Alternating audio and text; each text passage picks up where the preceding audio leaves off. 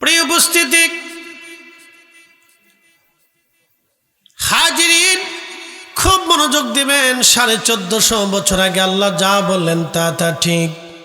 হুজুর উম্মতকে বলেন তারা আমি আল্লাহর কাছে ফিরে চলে আসবে। ইন্না লিল্লাহি, নিশ্চয় আমরা আল্লাহর জন্য, ওয়া ইন্না ইলাইহি রাজিউন, আমরা আল্লাহর কাছে আবার ফিরে চলে যাব। আমরা আসছিলাম আল্লাহর কাছ থেকে, ফিরে চলে যাব আল্লাহর কাছে। একসাথে বলেন সুবহানাল্লাহ। অবশ্যই ফিরে যাব আল্লাহর কাছে, আমরা আসছিলাম আল্লাহর কাছ থেকে। অ্যাটেনশন। ওয়া বাদা খালকাল ইনসানি মিন তিন, এই কোরআনে আল্লাহ বলেন আমি মানুষকে সৃষ্টির সূচনা করেছি মাটি থেকে। সুম্মা জাআলা নাসলাহু মিন সুলালাতিন মিন মাইন মাহিদ, আর আমি মানুষের বংশ বিস্তার করেছি, নসল, ছেলে মেয়ে নাতি পুতি,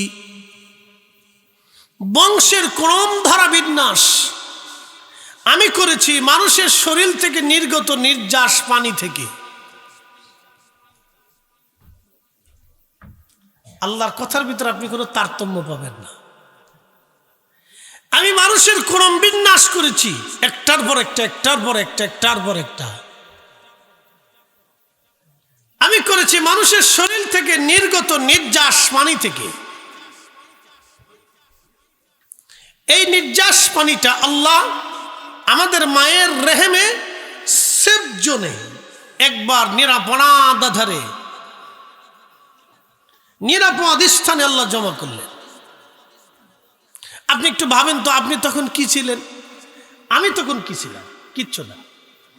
এখন আমি যদি মনে করি যে আমি ফরিদী সাহেব অনেক বড় বক্তা, বিরাট সুর আমার ফাইকে, এখন আমার চিন্তা চেতনা চলে গেল আমার নিজস্বের অস্তিত্বর দিকে, অহংকারের দিকে।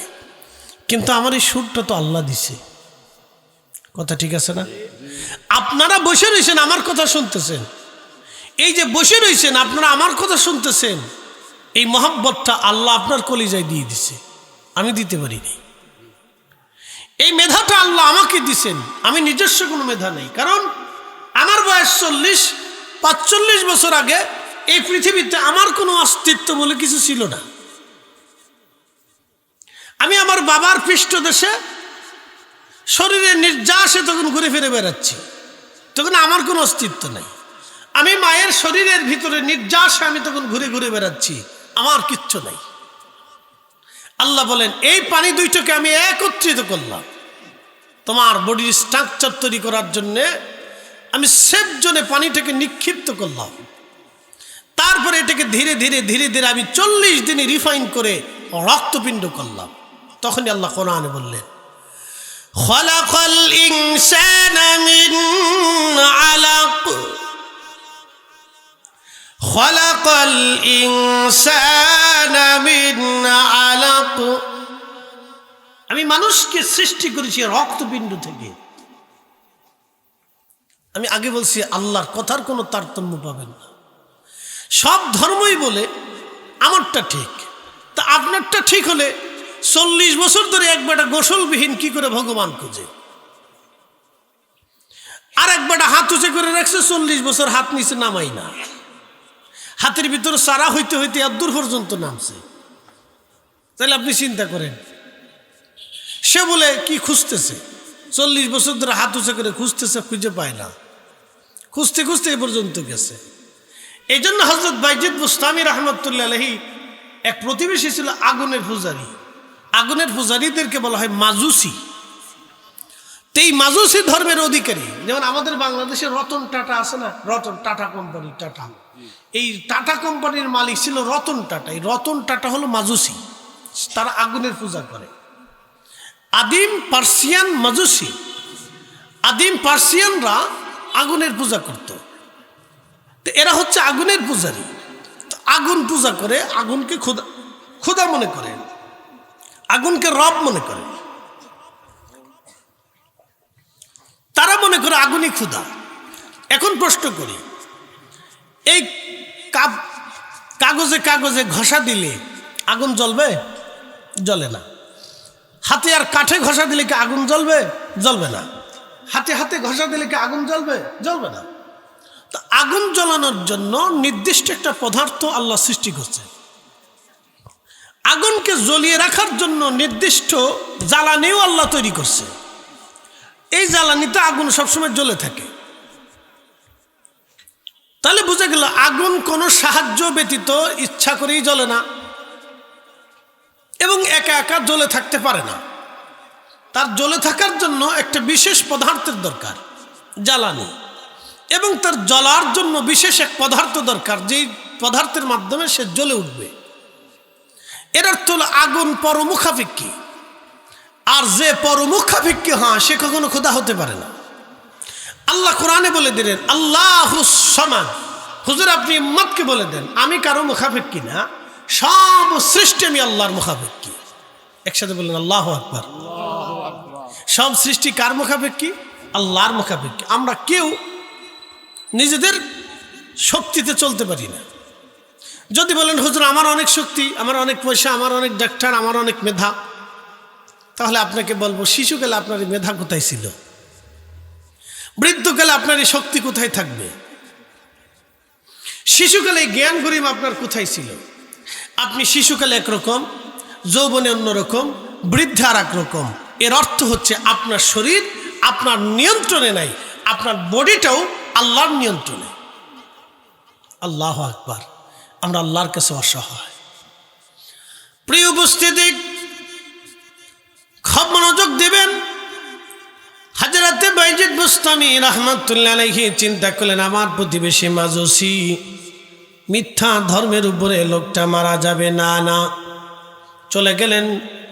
তার নাম ছিল শামাউন। শামাউনের কাছে যা বললেন, শামাউন রে, 40টা বছর ধরে তুমি মিথ্যা ধর্মের উপরে প্রতিষ্ঠিত থেকে 40 বছর ধরে তুমি আগুনের পূজা করতেছ। হে শামাউন, 40 বছর ধরে তুমি আগুনের পূজা করো। শামাউন, তোমাকে সুযোগ দিলাম। শামাউন, তুমি আমার ধর্মে দীক্ষা নাও, মুসলমান হয়ে যাও, কালেমা পড়ো, এক আল্লাহতে বিশ্বাসী হয়ে যাও। শামাউন ডাক দে বলল, বাইজিদ 40টা বছর আমি আগুনের পূজা করলাম, শুধু পূজা করি নাই, আমি আগুনের পূজাছি, পূজারি মাজুসি ধর্মের প্রধান। আমি ধর্মের ধর্মগুরু। তুমি আমাকে তোমার ধর্মে দীক্ষা নিতে বলতেছ। এরে বাইজিদ, আমি কি করে বুঝবো তোমার ধর্ম সত্য আর আমার ধর্ম মিথ্যা? বাইজিদ বলল, তাহলে কি প্রমাণ তুমি চাও? তখন ওই শামাউন ডাক দে বলল, বাইজিদ তোমার ধর্ম সত্য, তুমি প্রমাণ সাবমিট করো। বাইজিদ বুস্তামি বললেন, শামাউন তুমি মুমূর্ষ, মৃত্যুর শয্যায় অসুস্থ, তো তুমি যে কোনো সময় মারা যাবা। শামাউন রে, তাহলে একটা কাজ করো, তুমি যেহেতু প্রমাণ চাও আমার ধর্ম সত্য না মিথ্যা, শামাউন এক কাজ করো, তুমি আগুনের মধ্যে হাত দাও, আমি আগুনের মধ্যে হাত দিয়ে দেখি, যার হাত আগুনে পোড়াই দিবে তার ধর্ম মিথ্যা, যার হাত আগুনে পোড়াবে না তার ধর্ম সত্য। শামাউনকে হ্যাঁ ঠিক আছে। তো বাইজিদ বুস্তামি বললেন, তাহলে তুমি হাত দাও, তুমি যে আগুনের পূজা করছো ওই আগুনেই হাত দাও। তুমি তোমার মন্দিরে যে আগুন জ্বালায় রাখছো তুমি ওই আগুনের ভিতরে হাত দাও। শামাউন মনে মনে চিন্তা করে, 40 বছর ধরে আগুনের পূজা দিলাম, জিন্দিগিভর পূজা দিল তো আগুন আমার খাতির করতো না, তা আমি যদি আগে হাত দিই তাহলে আমার হাত পুড়ে যাবে না। আগে বাইজিদ হাত দিক, আগুন তার বাইজিদে খাতির করতো না। কিন্তু শামাউন জানে না অলিদের দৌড় আল্লাহর আরশ পর্যন্ত। কথা বলেন ঠিক কিনা? এটা শামাউন জানে না যে আউলিয়া কিরামের দৌড় আল্লাহর আরশ পর্যন্ত, আল্লাহ পর্যন্ত তারা দৌড়ায়। ইয়া রব, রবের সাথে তাদের সরাসরি হট কানেকশন, এটা ও জানে না, এ বিদ্যা তার কাছে নাই। তো শামাউন বলল, বাইজিদ তুমি আগে হাত দাও।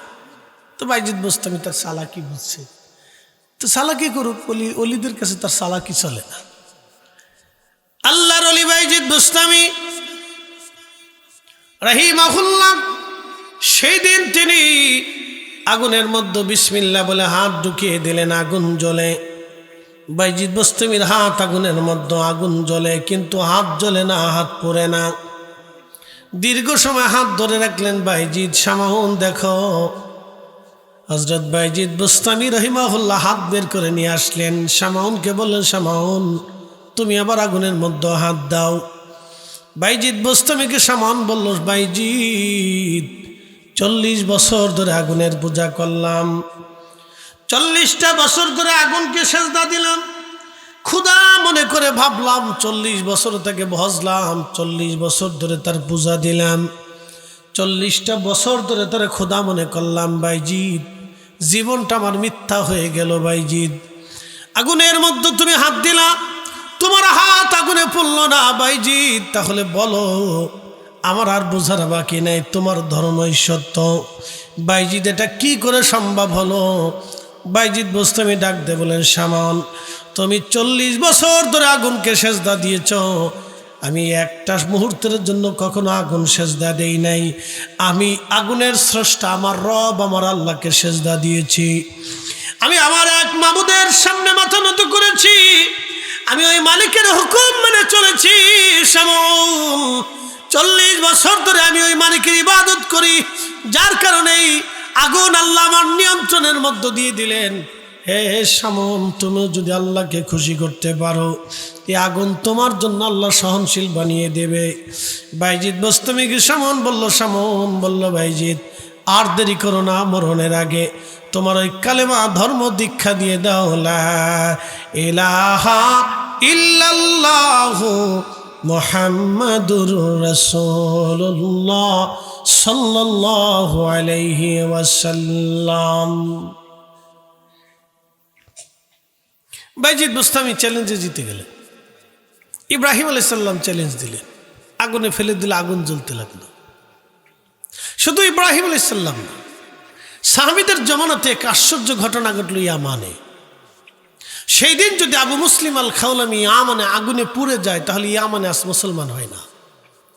সেই দিন যদি বাইজিদ বোস্তামি হাত আগুনে পুড়ে যায়, তাহলে ইরানের আর যে দশা হয় না।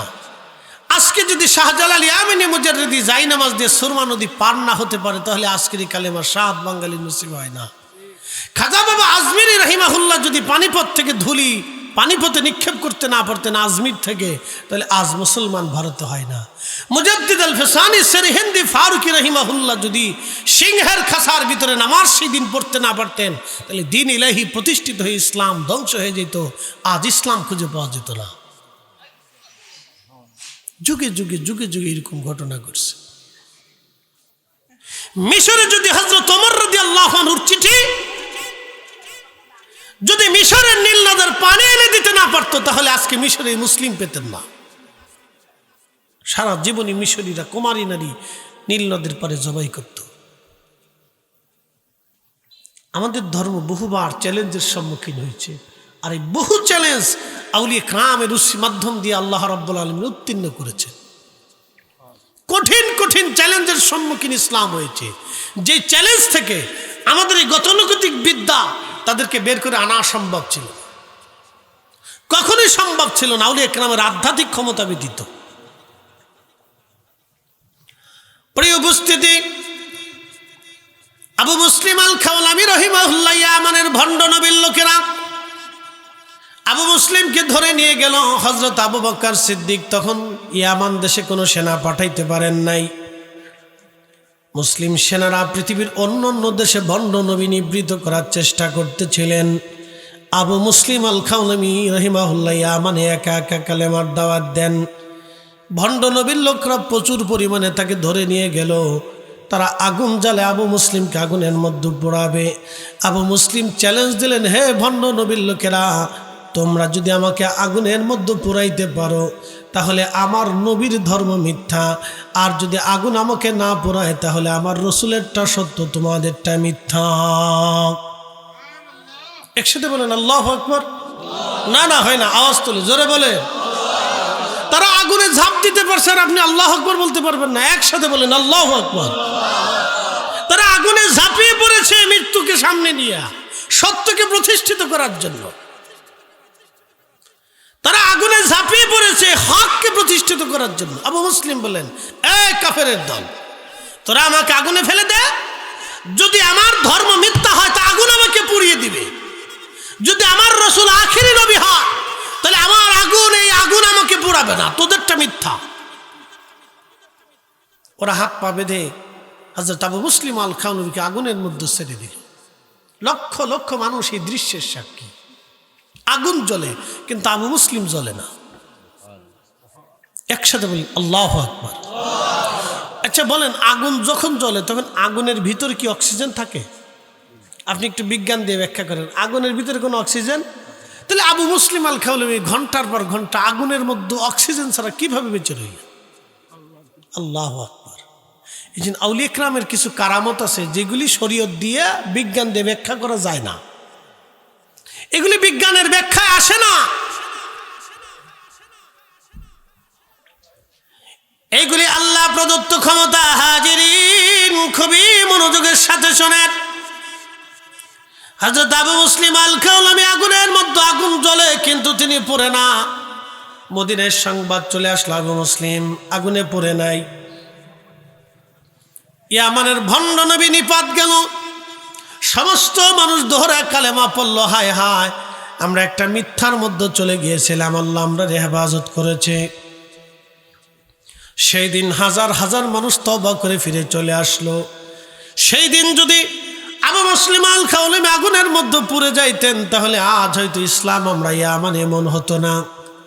প্রিয় মুসলমান, ইয়ামানের ইসলাম হয়তো ভিন্ন দিকেও চলে যেতে পারত, কিন্তু আমার রব, আমার আল্লাহ তাদেরকে হেফাজত করেছিলেন। আবু মুসলিম মদিনায় আসলেন, হযরত ওমর থেকে জড়িয়ে ধরে আহলান সাহলান দিয়ে চুমা খেতে লাগলেন আর বললেন, আবু মুসলিম এই উম্মতের ইব্রাহিমের মতো, এই উম্মতের ইব্রাহিম, আবু মুসলিম এই উম্মতের ইব্রাহিম। হ্যাঁ, সিলেটবাসী খুব মনোযোগ দিবেন। যুগে যুগে ইসলাম চ্যালেঞ্জের সম্মুখীন হয়েছে, আর আমার রব মুসলিমদেরকে চ্যালেঞ্জ থেকে উত্তীর্ণ করেছেন। সবাই বলে আমার ধর্ম মিথ্যা, আমার ধর্ম হক, বাকি ধর্মগুলি মিথ্যা। আমাদেরকে ইসলাম শিখিয়ে দিল হাতে নাতে, হাতে কলমে প্রমাণ দিয়ে। আল্লাহ সাবমিট করে দিল, দেখো আমারটা সত্য, বাকি সব ধর্মগুলি মিথ্যা। এই কোরআন আল্লাহর ঐশী কালাম, আল্লাহর জবান মিশ্রিত কালাম, দুনিয়ার কোনো ব্যক্তি, কোনো মানব রচিত কালাম না, এটা সরাসরি আমার রব আমার নবীর কালবে পাঠিয়েছেন। এই কোরআন কার কালাম? কে বলেছে? কি করে জানেন এটা আল্লাহর কালাম? বলেন। এই যে একজন উত্তর দিছে, আল্লাহ রসুল বলছেন এটা আল্লাহর কালাম, এই জন্য আমরা জানি এটা আল্লাহর কালাম। সূত্র সহজ, একেবারে পানির মতো পরিষ্কার। আপনি কি করে জানেন এটা আল্লাহর কালাম? প্রমাণ দেন। আপনি কি করে জানেন এটা আল্লাহর কালাম? আপনি প্রমাণ দেন। আমাদের প্রমাণ, আমাদের রসুল বলেছেন আলিফ লাম মিম আল্লাহর কালাম, আমরা বিশ্বাস করছি আল্লাহর কালাম। কথা ঠিক কিনা? আমার রসুল বলেছেন যালিকাল কিতাবু লা রাইবা ফীহি হুদাল লিল মুত্তাকিন, এটা আল্লাহর কালাম। সাহাবায়ে কেরাম বলেছেন লা শাক্কা লা রাইবা, এটা আল্লাহর কালাম।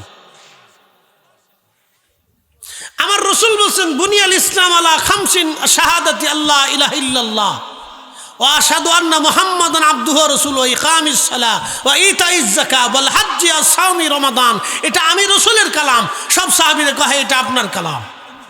আবার রসুল আল্লাহর নবী বললেন, আল্লাহ কোরআনে বলছেন তোমরা আকিমুস সালাতা ওয়া আতুজ যাকাত, এটা আল্লাহর কালাম। তোমরা সালাত প্রতিষ্ঠিত করো, যাকাত দাও, এটা আল্লাহর কালাম। সাহাবায়ে কেরাম কহে এটা আল্লাহর কালাম।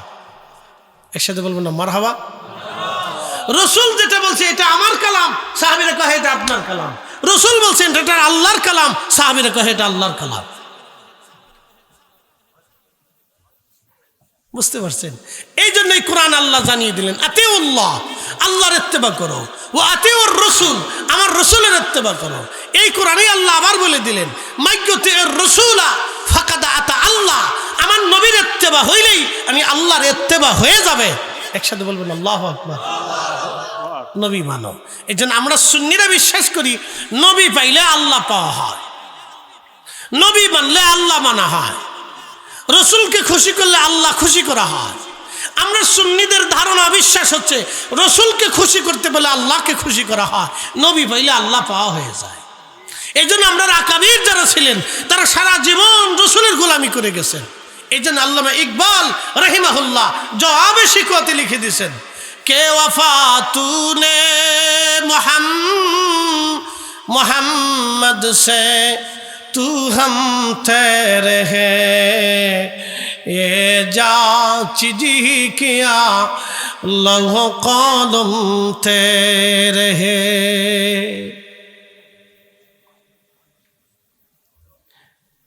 জিজ্ঞেস যদি করি যে আল্লাহর কালাম আপনি বুঝলেন কেমনে, কি করে জানলেন? সাহাবীরা কি করে জানলো যেটা আল্লাহর কালাম? সাহাবীরা জানছে যে রসুল বলছেন এটা কালাম, এটা কালাম। নবী আবার হাদিস বলছেন যে এটা আমি বলছি, সাহাবীরা কয় এটা আপনি বলছেন। আবার রসুল বলছেন যে এটা আল্লাহ বলছেন, সাহাবীরা কয় এটা আল্লাহ বলছেন। একসাথে বলবেন আল্লাহু আকবার, আরো জোরে বলেন। তাহলে সাহাবীদের পরিপূর্ণ বিশ্বাস ছিল রসুলের উপরে। কথা ঠিক আছে কিনা? রসুল দিয়ে তারা আল্লাহকে বিশ্বাস করছে, যাহা আল্লাহ আছে।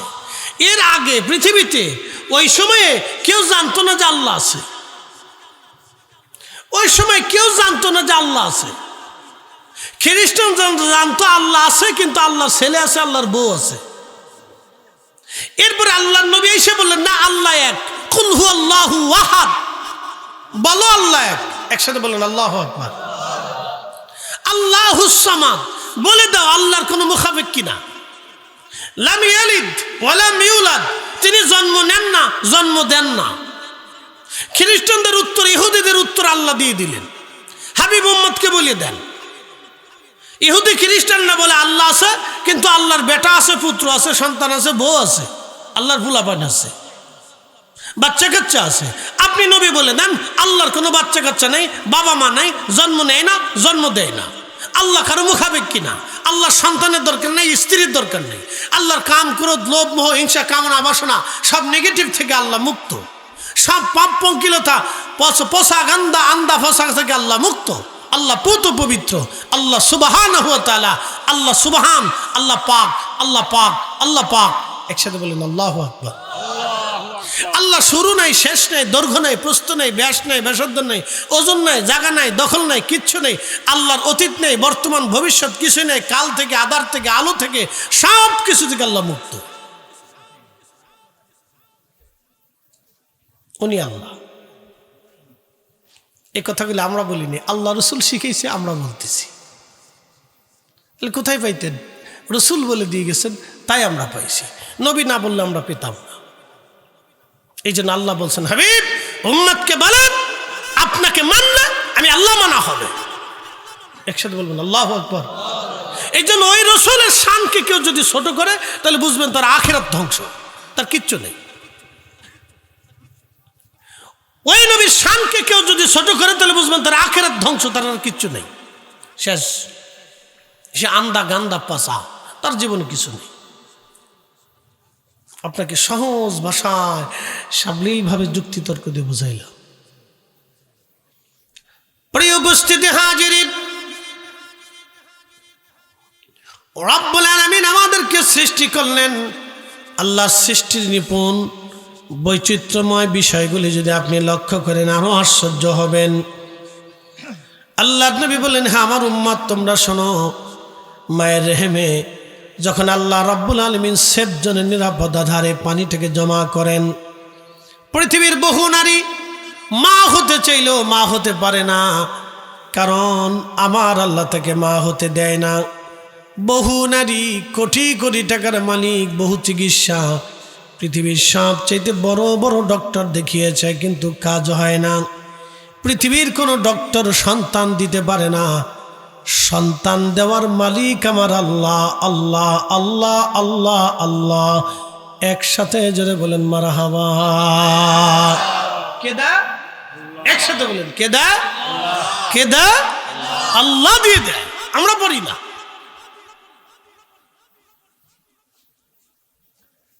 সেবজনের ভিতরে পানি জমা হলো 40 দিন, রক্তপিণ্ড করলেন আমার আল্লাহ। এরপরে আমার রব আমার আল্লাহ ওই পানিটাকে আরো 40 দিন ওই রক্ত রক্তপিণ্ডটাকে আমার আল্লাহ রিফাইন করেন। রিফাইন করতে করতে করতে করতে আরো 40 দিন পার হলো, গোশতের টুকরা হয়ে গেল।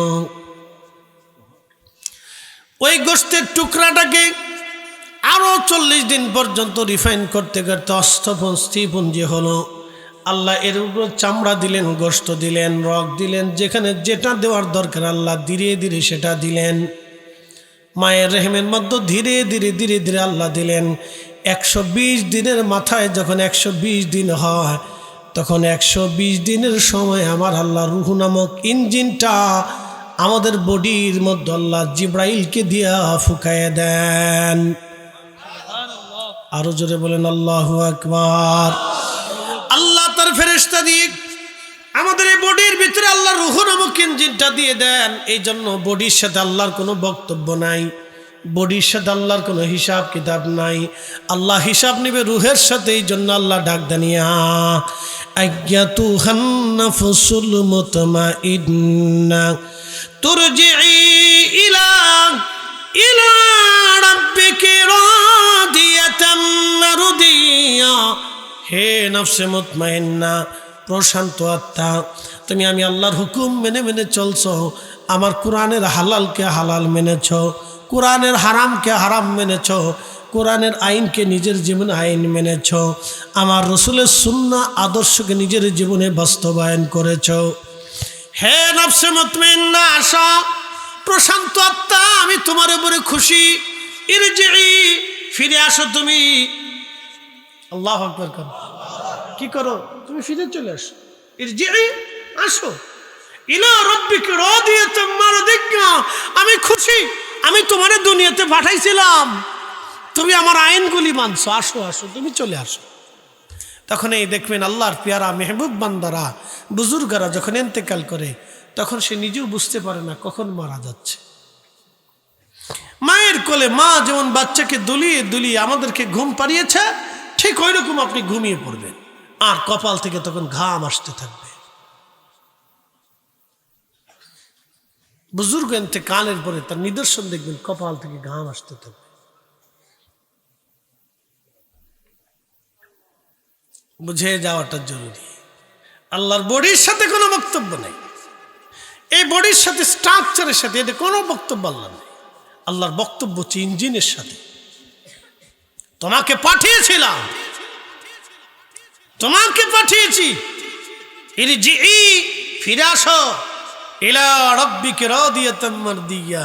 তুমি আমি আল্লাহর দেওয়া আইন বিধানগুলি মানছো, কষ্ট করছো, ক্ষুধার্ত থাকছো কিন্তু হারাম খাও নাই, তুমি না খেয়ে থাকছো কিন্তু হালাল ছাড়ো নাই, তুমি সারা রমজানে রোজা রাখছো দিনের ভাগে কিন্তু তুমি খাও নাই, তুমি ক্ষুধার যন্ত্রণায় তৃষ্ণায় কষ্ট হয়েছে। এ বান্দা, তুমি রাত জেগে ইবাদত করছো, আমাকে সেজদা দিয়েছো, আসো। তুমি গীবত, শেখায়েত, তহমত, ফাহিশা কাজ, দুনিয়াবি কুকর্ম অকর্ম থেকে তুমি দূরে থেকে আমি আল্লাহকে খুশি করছো, আসো। ইলা রাব্বিকা রাদিয়াতাম মারদিয়া, তুমি আমার সন্তুষ্টির দিকে আসো, আমি তোমার উপর খুশি হয়ে গেছি, আসো আসো। ফাদখুলি ফি ইবাদি ওয়াদখুলি জান্নাতি, তুমি আসো আমার ইবাদত গুজার বান্দাগুলি যে জান্নাতের ভিতরে, তুমি চলে আসো, তোমাকে ওই জান্নাতে জায়গা করে দেব। আরো জোরে বলেন সুবহানাল্লাহ, সুবহানাল্লাহ। 120 দিনের মাথায় মায়ের রেহেমে আল্লাহ আমরা পাঠাইছে। 120 দিনে, ঠিক 120 দিনে, একদিন আগেও না পরেও না, ঠিক 120 দিন আল্লাহ পাঠিয়েছে। 120 দিনে পাঠাই দিয়ে আল্লাহ লিখে দিয়েছে, জিবরাইল 4টে জিনিস আমার বান্দার জন্য তুমি লিখে দাও। 1 নম্বর, সে কতদিন পৃথিবীতে বেঁচে থাকবে, কত মাস, কত দিন, কত মিনিট, কত সেকেন্ড, তুমি এটা লিখে দাও। এই জন্য ওই নির্দিষ্ট তারিখ আসার পরে আমাদের মৃত্যু হবে, আগে হবে না, পরে হবে না। একসাথে বলেন আল্লাহু আকবার। লেখছে কে? আল্লাহ। জোরে বলেন, কে লেখছে? আল্লাহ। নির্দিষ্ট টাইম লেখা হয়ে গেছে। জিবরাইল, আমার বান্দার জন্য 4টে জিনিস তুমি লেখো, 4টে জিনিস আমার এই বান্দার জন্য তুমি লেখো। আমি আল্লাহ কবে তাকে পাঠাইলাম? আমি তো তাকে পাঠিয়েছি, কিন্তু সে আমার কাছে ফিরে চলে আসবে। যেই দিনটা চলে আসবে সেই দিনটা নির্দিষ্ট করে দিয়ে দিলাম, অমুক দিন এতটা বছর, 65 বছর 5 মাস 6 দিন এত মিনিট এত সেকেন্ডে আমার বান্দা আমার কাছে ফিরে আসবে। এতটা টাইম আমি আমার বান্দার জন্য বরাদ্দ করলাম। কারো 40 বছরও বরাদ্দ হলো, কারো 60 বছর বরাদ্দ হলো, কারো 80 বছর বরাদ্দ হলো, কারো 100 বছর বরাদ্দ হলো, কারো 10 মাস বরাদ্দ হলো, কেউ 10 দিন বরাদ্দ হলো, কারো 10 মিনিট বরাদ্দ হলো। আহা, আল্লাহর ইচ্ছা। আমাদের এখানে কিচ্ছু করার নেই। সন্তান পৃথিবীতে আসে 10 মিনিট পরে মরে যায়, আল্লাহ তার জন্য ওই 10টা মিনিট বরাদ্দ করে। আমার বান্দার জন্য 10টা মিনিট বরাদ্দ করে দাও। আমরা এখানে অসহায়, পৃথিবীর সব অসহায়। মার্কিন president, Russian president, Chinese president, পৃথিবীর বড় গোয়েন্দা সংস্থা, বিরাট বড় সেনাপ্রধান, ফিল্ড মার্শাল, পারমাণবিক বিজ্ঞানী, চিকিৎসা বিজ্ঞানী, অর্থনীতিবিদ, রসায়নবিদ, পদার্থবিদ, মহাকাশ বিজ্ঞানী, পৃথিবীর সব জ্ঞান বিজ্ঞান এখানে মুক্ত উপরে পড়ে আছে। কিচ্ছু করার নাই। আমরা আল্লাহর কাছে অসহায়, আল্লাহর কাছে আমরা অসহায়। আমরা আল্লাহর কাছে কিচ্ছু করার নেই, আমাদের কারো কিছু করার নেই। আল্লাহ 10 দিন 10 দিন, 11 দিন 11 দিন, 10 মাস 10 মাস, 10 বছর 10 বছর, 100 বছর 100 বছর, আল্লাহর বরাদ্দ। কিচ্ছু করার নেই। আমরা আল্লাহর কাছে অসহায়। আমরা মাঝে মধ্যে দুনিয়াতে নিজেকে অনেক বড়ত্ব, অনেক কিছু সেই কিছু মনে করি। এগুলি শয়তান আমাদেরকে ধোঁকা দিয়ে দিয়ে দিয়ে দিয়ে ওদিকে নিয়ে চলে যায়। আমাদের কিচ্ছু নেই, সব ওনার নিয়ন্ত্রণে। কি আল্লাহর সৃষ্টির বিচিত্র! আল্লাহর আপনি লক্ষ্য করলে, চিন্তা করলে, এগুলো ফিকির করতে হয়, চিন্তা করতে হয়। এগুলি মাঝে মধ্যে আমাদের চিন্তা করা উচিত যে আমরা মানুষ হিসেবে আল্লাহ আমাদের পাঠাইছে, কী জন্য পাঠাইলো, কেন পাঠাইলো, কেন আসলাম, আমরা কেন মানুষ হলাম। আল্লাহ ভিন্ন কোনো জাতি করে পাঠাইতে পারতেন, আমরা আল্লাহ মানুষ করে বানাইছেন। কেন পাঠাইছেন? এই নফসের সাথে আল্লাহর কথা হবে, রুহের সাথে আল্লাহর কথা হবে, বডির সাথে আল্লাহর কোনো বক্তব্য নাই। আল্লাহ বলবে, তোকে পাঠিয়েছিলাম, কি করেছিস বল, তুই কি করেছিস? তোকে তো পাঠিয়েছিলাম আমি আল্লাহ, আদর করে সৃষ্টি করে বানিয়ে পাঠিয়েছি। দুনিয়াতে তোকে আদর করে যত্ন করে রাখছি। আমার জন্য কি পাঠিয়েছিস? আর তোর নিজের জন্য কি নিয়ে আসছিস বল বান্দা? সাম্মা তুরাদ্দুনা ইলা আলিমিল গায়ব, ফিরে যাব আল্লাহর কাছে। ফায়ুনাব্বিউকুম বিমা কুনতুম তা'মালুন, আমাদেরকে আল্লাহ দেখাবে কি করেছ। নামাজ, রোজা, জিকির, ফিকির, হজ, হালাল, হারাম, কি করেছো তুমি? আল্লাহ সব সেই দিন পুঙ্খানুপুঙ্খরূপে আমলনামা একটার পর একটার পর একটার পর একটার পর আল্লাহ দেখাই দেবে, দেখো তুমি এটা করছো। সনাতনীরা বিশ্বাস হলো আবার আসিব ফিরে ধানসিঁড়ির চিত্রে নবান্নে বাংলায়, হয়তো শালিকের বেশে, না হয় কাউয়ের বেশে, না কুত্তার বেশে, না বিড়ালের বেশে। তাদের বিশ্বাস যে আমরা আবার ভগবান আমাদেরকে পৃথিবীতে পাঠাবে, কিন্তু আমাদের বিশ্বাসে আর ফিরে আসার কোনো সুযোগ একসাথে বল, জোরে বলেন, আরো জোরে। যদি সুযোগ থাকতো তাহলে আমাদের রসুলের চাইতে মর্যাদাওয়ালা কেউ নাই। কথা ঠিক আছে না ভাই? যদি সুযোগ থাকতো তাহলে আমাদের রসুলের মতো পৃথিবীতে সুপ্রিম পাওয়ার আর কারো নাই। পৃথিবীতে যদি আল্লাহ কাউকে সর্বোচ্চ সুপ্রিম পাওয়ার দিয়ে থাকে তিনি আমাদের রসুল। কথা ঠিক আছে না? যার ইশারায় আকাশের চাঁদ দ্বিখণ্ডিত করে দেখিয়েছে আল্লাহ, যার ইশারাতে সূর্য উদিত হয়েছে, যাকেই পবিত্র মেরাজের মাসে, রজবের মাসে আল্লাহ দাওয়াত দিয়ে নিয়েছে। আচ্ছা বলেন, আজকে যে আমি আসছি, আমি কি ইচ্ছা করে আসছি না আপনাদের দাওয়াতে আসছি? দাওয়াতে আসছি দেখি আপনারা সম্মান দিয়ে, চেয়ার দিয়ে, খাবার টাবার দিয়ে কত ধরনের আয়োজন করছেন, হরেক রকমের খাবার টাবার দিয়ে যে এক দুনিয়ার খাবার রান্না করছেন। আপনারা জানেন যে হুজুর এত কিছু একা খাইতে পারবে না। 10 জনের খাবার আমার সামনে দিচ্ছেন যে হুজুরি খা। আপনারা চান যদি হুজুরি সব খেয়ে ফেলায় তা আমরা খুশি, সে আমার মেহমান, আমি দাওয়াত করে আনছি। ঠিক আছে না? এটা আপনাদের অনুভূতি, ভালোবাসা, মেহমানের প্রতি তাজিম, সম্মান। তা আপনার এই সম্মানের তাগিদে আপনারা আমাকে দাওয়াত করে আনছেন, সুন্দর মঞ্চ আমাদের আলেমদের জন্য তৈরি করছেন, আবার পাবলিকরে দাওয়াত করছেন, তাদের জন্য সুন্দর পরিবেশ তৈরি করছেন, এই দাওয়াত করে এনে আপনারা দাওয়াত করে আনছেন। যদি আরও সম্মান হতো, যদি আমার ঢাকা বাসার থেকে গাড়ি পাঠাইয়া অথবা বিমান দিয়ে সিলেটে আইনা, সেখান থেকে গাড়ি দিয়ে আইনা সসম্মানে আবার এয়ারপোর্টে বসে, আবার বিমান দিয়ে বসে, আবার বাইক পর্যন্ত আপনাদের গার্ডে যদি নিয়ে পৌঁছায় দিতেন, তাহলে হয়তো একবারে পরিপূর্ণ সম্মান। আল্লাহ তার রসুলকে দাওয়াত করছে, নবী ইচ্ছা করে মেরাজে যায় নাই। আল্লাহু আকবার বলবেন না? দাওয়াত কে করেছে? নিয়ে গেছে কে? কার মাধ্যমে?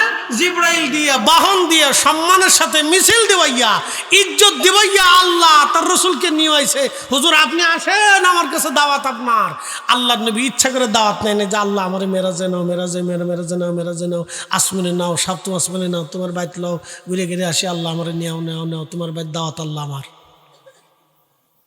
আল্লাহ রসুল সাইদে দাওয়াত নেয়নি। আল্লাহ তার রসুলকে মোহাম্মত করে দাওয়াত করে নিয়ে সপ্তম আসমানে নিয়ে ফুকিল আলাতে দিদারে রব দেখাইয়া সেই দিন আল্লাহ তার রসুলকে আবার দুনিয়াতে পাঠাইছে। আল্লাহু আকবার। আরো জোরে বলেন, আরো জোরে। এই নবীর চাইতে সুপ্রিম পাওয়ার আর পৃথিবীতে কারো আছে? নাই। যদি ফিরে আসা যাইতো তাহলে ওই রসুলকে আল্লাহ আবার দুনিয়াতে পাঠাইতো। কথা ঠিক আছে না ভাই? অত ফিরে আসার কোনো সুযোগ আর নাই, অন টাইম একবার। এই জন্য নফসের সাথে আল্লাহর ভক্ত, ভাই তোমাকে পাঠিয়েছিলাম, কি করেছ? এটার সাথে আল্লাহর বক্তব্য হবে, কথা দাও। তুমি তো বলছিলে কলু বালা, আমি বলেছিলাম আলাস্তু বিরাব্বিকুম, আমি কি তোমাদের রব নাই? তুমি বলছিলে কলু বালা, হ্যাঁ তুমি আমাদের রব। তো রব বলে দুনিয়াতে যাওয়ার পরে কেন অস্বীকার করছো? জবাব দাও। এর সাথে আল্লাহর বক্তব্য হবে। প্রিয় উপস্থিতি হাজিরিন, প্রিয় ভাই আমার, খুব মনোযোগের সাথে কথা শুনবেন। আল্লাহ রাব্বুল আলামিন লিখে দেন, হে বান্দা, কি পরিমাণে সে রিজিক অন্বেষণ করবে, রিজিক খাবে। আমার বান্দার জন্য তুমি লিখে দাও কয়টা ভাতের দানা, কয়টা মাছ, কয়টা গোশতের, কতটুকুন তরকারি, কতটুকুন খাবার আমার বান্দা খাবে, তুমি লিখে দাও। আপনার ব্যাংকে হাজার হাজার কোটি টাকা থাকবে, কিন্তু আপনি খেতে পারবেন না, কারণ আল্লাহর বাজেটে খাবার নাই। এই জন্য যারা সরকারি টাকা চুরি করে বিদেশে বাড়ি বানায়, এদের মতো বলদ পৃথিবীতে আর একটাও নাই। কি কথা কন না কেন? যারা জনগণের টাকা মাইনে দিয়া বেগম পাড়ায় বাড়ি বানায়, সুইজারল্যান্ডের বিশ্ব ব্যাংক নাকি সুইস ব্যাংকে টাকা পাচার করে, এদের মতো বলদ পৃথিবীতে একটাও নাই। সে খেয়ে যেতে পারবে না। আল্লাহ যা খাইতে যতটুকুন লিখেছে ততটুকুনি খেতে পারবে, এর বেশি খেতে পারবে না। এক দানাও বেশি খেতে পারবে না, এটা বলদ। এই জন্য দোয়াতে বলতে হয়, আল্লাহ তুমি আমরা উত্তম রিজিকের ব্যবস্থা করো। কোটি কোটি টাকা থাকলে সে খেতে পারে না, আল্লাহর বরাদ্দে থাকা লাগবে। এই জন্য আল্লাহর কাছ থেকে চাই নিতে, আল্লাহ উত্তম রিজিক দাও, দুনিয়াতে দাও, আখিরাতে দাও। নবীজি কোরআনে দোয়া শিক্ষা দিয়ে দিছে, রব্বানা আতিনা ফিদ দুনিয়া হাসানাতাও ওয়া ফিল আখিরাতি হাসানাতাও ওয়া কিনা আযাবান্নার। দুনিয়ার হাসানা দাও, আখিরাতের হাসানা দাও, দুনিয়ার হাসানা দাও, আখিরাতের হাসানা দাও। দুনিয়াতে সুখ দাও, আখিরাতে মাপ দাও, দুনিয়াতে সুখ দাও, আখিরাতে মাপ দাও, দুনিয়াতে সুখ দাও, আখিরাতে মাপ দাও। মারহাবা কর। আল্লাহ শিখাইছে, এই জন্য বেশি বেশি এই দোয়া করবেন। আবার দোয়া করেন না আল্লাহ দুনিয়াতে বেশি বেশি শাস্তি দাও, আখিরাতে মাফ করে দাও, এটা করেন না। কিন্তু দুনিয়াতে নাও কান্দাইয়া, আখেরে কান্দায় না, এটা কইেন না, এটা কইেন না, সাবধান। আল্লাহ এটা কইতে নিষেধ করছে। আল্লাহ কইছে রব্বানা আতিনা ফিদ দুনিয়া হাসানা, দুনিয়ার হাসানা দাও, দুনিয়াতে হাসানা দাও, দুনিয়াতে সুখ দাও, দুনিয়াতে সুখ দাও, টাকা দাও, পয়সা দাও, খাবার দাও, দাবার দাও, ভালো খাবার দাও, আল্লাহ সন্তান দাও, সন্ততি দাও, সুখ দাও, আল্লাহ দুঃখ দিও না। ওয়াফিল আখিরাতে হাসানা, আখিরাতে মাফ করে দাও, জান্নাত দাও, মাফ দাও, জান্নাত দাও, মাফ দাও, জান্নাত দাও। মারহাবা কন। আল্লাহ যেটা শিখেছে আমরা সেটা কমো, উল্টাটা কর দরকারটা কি? উল্টা বলার দরকার নাই তো। আল্লাহ যেটা শিখেছে এটা কর, উল্টা বলার দরকার নাই। এই জন্য আল্লাহ রসুল দোয়া করতে, রব্বানা আতিনা ফিদ দুনিয়া হাসানা, আল্লাহ দুনিয়াতে হাসানা দাও, দুনিয়াতে সুখ দাও, আল্লাহ শান্তি দাও। আল্লাহ আমরা দুনিয়াতেও শান্তি চাই, আখেরাতেও চাই, দুনিয়াও চাই আখেরাতেও চাই। আল্লাহ দুনিয়াটাও দাও, আখেরাতে দাও। আর বিশেষ বিশেষ বুজুর্গ ওলি যারা ছিলেন তারা আল্লাহর সাথে প্রেম করতেন, ওই স্তরে আমরা নাই, ঠিক আছে না নি? তারা আর আল্লাহর সাথে প্রেম ছিল আলাদা প্রেম, এটা একবারে তাকওয়ার সর্বোচ্চ স্তর, ওই স্তরে আমরা সবাই নাই। এই জন্য আমরা সবার লেগে আল্লাহ করেছে রব্বানা আতিনা ফিদ দুনিয়া হাসানা, দুনিয়া চাও, দুনিয়া চাও, দুনিয়াতে সুখ চাও। কোটি কোটি টাকা থাকলে সুখ হয় না, হাজার হাজার কোটি টাকার মালিক পোলা মদ খায়, মদ টদ খাইয়ে বাড়ি যায়, সে বাপরে কয় বিয়ে ভালো আসেন। কি কথা কর না কেন? কথা খারাপ কইছি ভাই? আমার এলাকায় একজন কোটি কোটি টাকার মালিক হঠাৎ করে আঙ্গুল ফুলে কলা গেছে ইন্ডাস্ট্রি করলো, আন ফুলাই ফিডায় মায়ে ফিডায় বউ ফিডায়, ফুলাই ফিডায় মায়ে ফিডায় বউ ফিডায়, ফিডা নিঃসটে শেষ পর্যন্ত পোলাপাত ধুয়ে নিজে নিজে একা একা এখন বাসা নিয়ে ঘুমায়, শান্তি নেই। তাহলে এই সুখের লাভ হলো কি? এই টাকার অর্থ কি হলো? ওর সাথে আমরাই ভালো আছি, সাধারণ মধ্যবিত্ত যাহা আছি, আল্লাহ যা আছে, বাচ্চা কাচ্চা সন্তান আদি নাতিপুত্র নিয়ে আমরা একসাথে খাইতে দিতে ঘুমায় সুখ শান্তিতে চলে যেতেছি। আলহামদুলিল্লাহ, জোরে বলেন আলহামদুলিল্লাহ। সুখ কার হাতে? আল্লাহর হাতে। আল্লাহ বলে দে, বান্দা জিবরাইল তুমি আমার বান্দার জন্য লিখে দাও সে কি পরিমাণে ইজ্জতওয়ালা হবে। 3 নম্বর। 4 নম্বর, লিখে দাও সে জান্নাতি নাকি জাহান্নামী। আহা, এই দৃশ্যটা হচ্ছে সবচেয়ে কঠিন।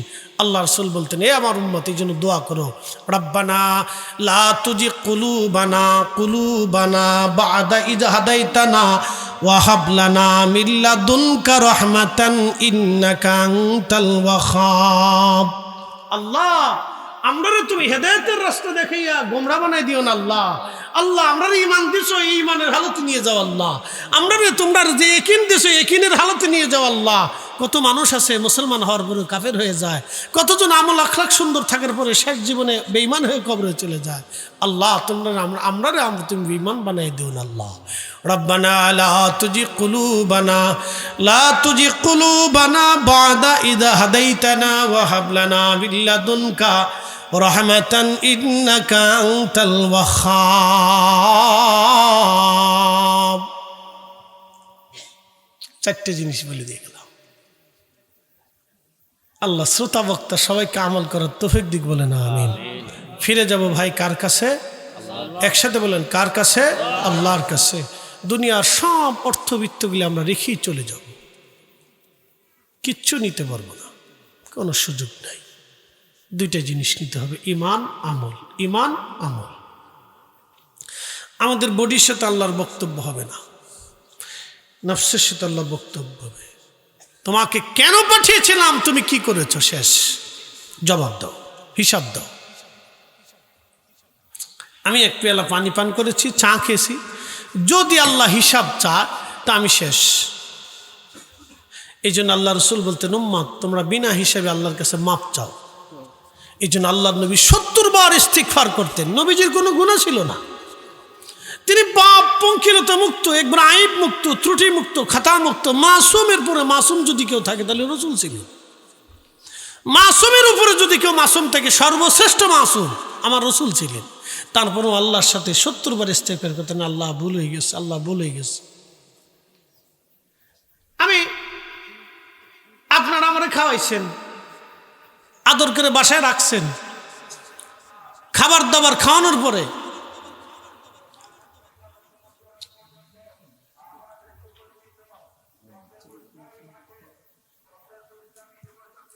আরে